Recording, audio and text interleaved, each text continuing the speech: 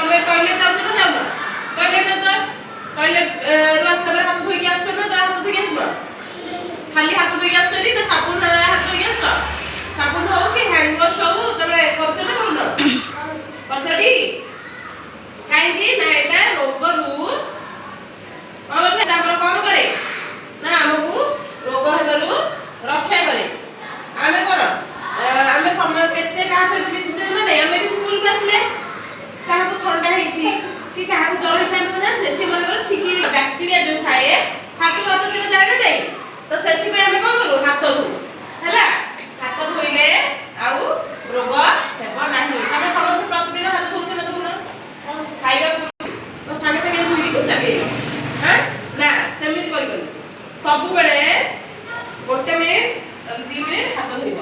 ଏମିତି ନା ସାବୁନ ୟୁଜ କର କି ହ୍ୟାଣ୍ଡ ୱାଶ ୟୁଜ କର, ହାତ ଧୋଇବ।